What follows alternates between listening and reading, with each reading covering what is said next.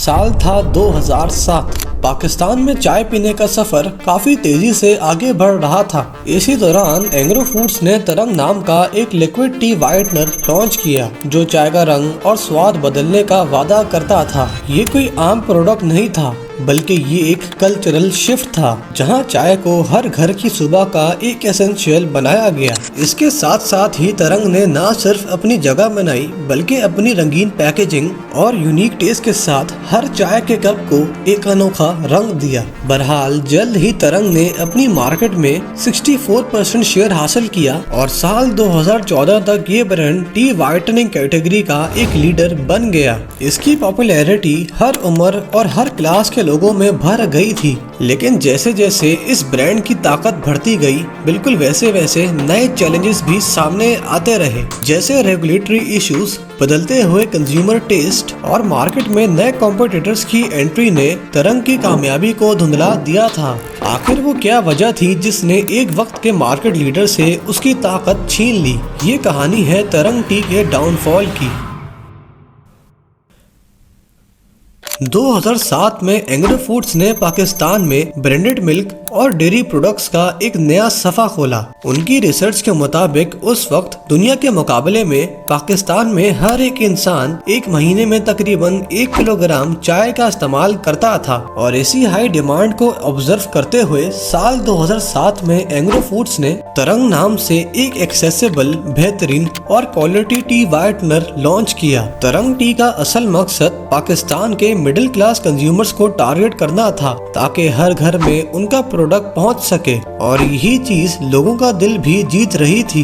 तरंग को एक सस्ते और साफ सुथरे दूध के ऑल्टरनेटिव के तौर पर पेश किया गया। तरंग ने अपने लॉन्च होने के कुछ महीनों में ही बेमिसाल ग्रोथ दिखाई। ब्रांड कंजम्पशन सर्विस के मुताबिक तरंग ने जल्द ही 64% मार्केट शेयर हासिल कर ली थी। रोजाना तरंग के तकरीबन 9 लाख लीटर से जायद दूध के डब्बे बिकते थे और तरंग की मशहूर टीवी सीस ने इस व्हाइटनर की खुशबू हर घर में फैला दी थी। तरंग टी को मजीद कल्चरल बनाने के लिए उर्दू और पंजाबी टीवी ड्रामास में तरंग के रंगों और स्वाद की तारीफ की गई। इस टी व्हाइटनर की पैकेजिंग रेड, येलो और पर्पल कलर से तैयार की गई थी जो कि कंज्यूमर्स को दूर से ही दिखने में काफी चमकदार लगती थी और अब तक आम आवाम ने अपनी डेली चाय की रूटीन में तरंग टी व्हाइटनर का इस्तेमाल करना शुरू कर दिया था। एक मिसाल के तौर पर देखा जाए तो साल 2014 के आसपास एंग्रो ने तरंग का इलायची वेरिएंट भी लॉन्च किया। इसका मकसद था कि जो लोग चाय में इलायची या दालचीनी का इस्तेमाल करते हैं उन्हें एक मिक्सचर में सब कुछ मिल जाए और कीमत भी ज्यादा नहीं देनी पड़े। इससे पता चलता है कि ये ब्रांड जितने तेजी से अपने नए प्रोडक्ट्स निकाल रहा था उतना ही तेजी से ये ग्रो भी कर रहा था। इस वक्त तक तरंग सच में टी व्हाइटनिंग कैटेगरी में एक बादशाह बन चुका था। तरंग की बुलंदी को देखते हुए कभी भी किसी ने नहीं सोचा था कि जमाना इतना तेजी से बदलता है, क्योंकि कुछ ही अरसे के बाद यानी साल 2015 और 16 तक तरंग पर कई तरह के इल्जामात लगने लगे। एंग्रो फूड्स को बिल्कुल भी अंदाजा नहीं था कि उनके साथ अब क्या होने वाला है। सबसे पहला डर पंजाब फूड अथॉरिटी और सुप्रीम कोर्ट की कैंपेन्स का था। 2017 में जब सुप्रीम कोर्ट ने टेम्पर्ड मिल्क पर हियरिंग की तब उन्होंने टी व्हाइटनर्स पर कुछ तरह की रिस्ट्रिक्शंस इम्पोज करने का फैसला किया। चीफ जस्टिस साकिब निसार ने ये ऑर्डर पास किया कि तमाम टी व्हाइटनर्स की पैकेजिंग पर ये लिखा जाए कि ये असल दूध नहीं है। इस फैसले को सुनते हुए एंग्रो फूड्स के एक रिप्रेजेंटेटिव ने ये बहस की कि उनका कार्टन तो पहले से ही ये वार्निंग देता है, मगर चीफ जस्टिस ने उनकी गुजारिश कबूल ना की और पैकेजिंग डिजाइन तब्दील करने का हुक्म दिया। इस फैसले की खबर सुनकर लोगों के दिलों में एक शक पैदा हुआ कि तरंग के दूध में कुछ तो गड़बड़ है। पाकिस्तान मीडिया ने भी ये खुलकर रिपोर्ट किया कि तरंग को उनकी पैकेजिंग की कुछ लाइंस बदलने का हुक्म दिया गया है और ऐसे लोगों में एक डर पैदा हुआ कि क्या तरंग सेफ है। ये तो बस शुरुआत थी, क्योंकि तरंग के लिए असल मुश्किलात आना अभी बाकी थी। तरंग की गिरती हुई मार्केट डोमिनेंस को देखते हुए दूसरे टी ब्रांड्स ने तरंग की मार्केट सेगमेंट पर कंट्रोल थमाने की पूरी कोशिश की, जैसे फौजी फूड्स का दोस्त टी, डालडा फूड्स का गपशप और नेस्ले का एवरीडे काफी एग्रेसिवली मार्केटाइज हुआ। साल 2016 में एक फूड एनालिसिस्ट ने कि नोट किया कि कपशप के दाखिल होने से रूरल एरियाज में खास तौर पर काफी फुर्सत पैदा हुई है। ना सिर्फ ये बल्कि लोग दोबारा फिर से खुले दूध की तरफ मुड़ने लगे और ऐसे लोकल डेयरी फार्मर्स के बीच कंपटीशन काफी ज्यादा बढ़ गया था।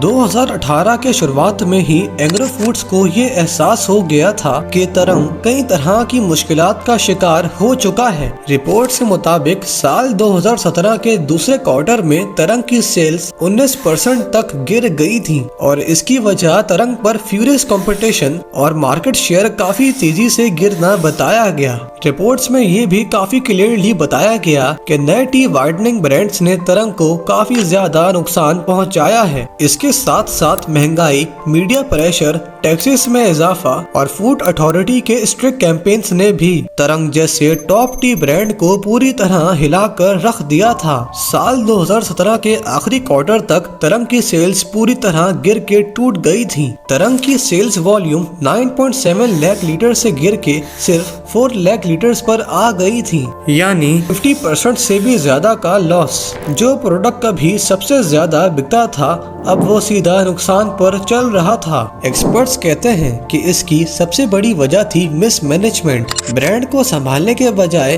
गलत डिसीजंस लिए गए। तरंग पर सबसे ज्यादा असर पीएफए की एग्रेसिव कैंपेन्स का हुआ, जहां टी वाइटनर्स को सीधा टारगेट किया गया। इसी बेचैनी के साथ साथ तरंग के कुछ क्वालिटी इश्यूज भी सामने आने लगे। बहुत से दूध के पैक्स खुलते ही दही जैसे फट जाते थे, जिससे कंज्यूमर का ट्रस्ट भी टूट गया था। जब तरंग टी वाइटनर्स की एक्सपर्ट लैब्स में टेस्टिंग की गई तो इसमें आयरन और जिंक जैसे पॉजिटिव एलिमेंट्स तो पाए गए, लेकिन फिर भी मीडिया ने इसे ऐसे रिपोर्ट किया कि इसमें मेटल के पार्टिकल्स पाए गए हैं। इस वाकये के बाद स्किम मिल्क पाउडर, जो कि टी वाइटनर्स का एक अहम इंग्रेडिएंट था, उसकी कीमतें आसमानों को छू गई थी, जिसकी वजह से लोगों को मजबूरन सस्ते ब्रांड्स या फिर खुले दूध की तरफ रुजू करना पड़ा और ऐसे तरंग और भी गहरी दलदल में गिर गया था। एग्रो फूड्स ने लूज मिल्क से मुकाबला करने के लिए मबरूक पायलट प्रोजेक्ट भी शुरू किया था, इस मकसद से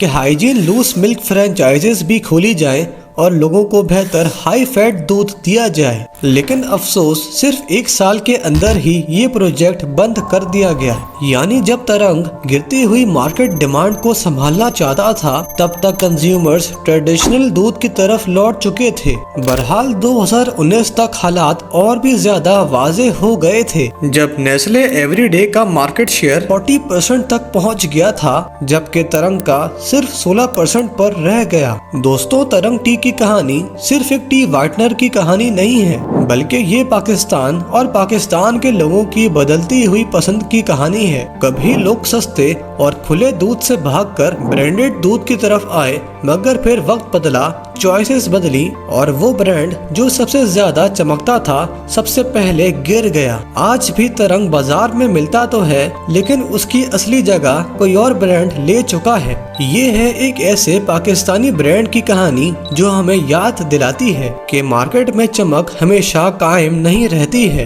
दोस्तों, अगर आपको तरंग टी के डाउनफॉल की स्टोरी इंस्पायरिंग लगी है तो आप मुझे कमेंट्स में जरूर बता सकते हैं। अगर आप ये जानना चाहते हैं कि कैसे एक 18 साल के पाकिस्तानी बच्चे ने कैनेंस का एम्पायर बिल्ड किया, तो आप इस वीडियो पर क्लिक कर सकते हैं। अगर आपको ये वीडियो इन्फॉर्मेटिव लगी हो तो आप इस वीडियो को लाइक कर सकते हैं और चैनल को सब्सक्राइब कर सकते हैं।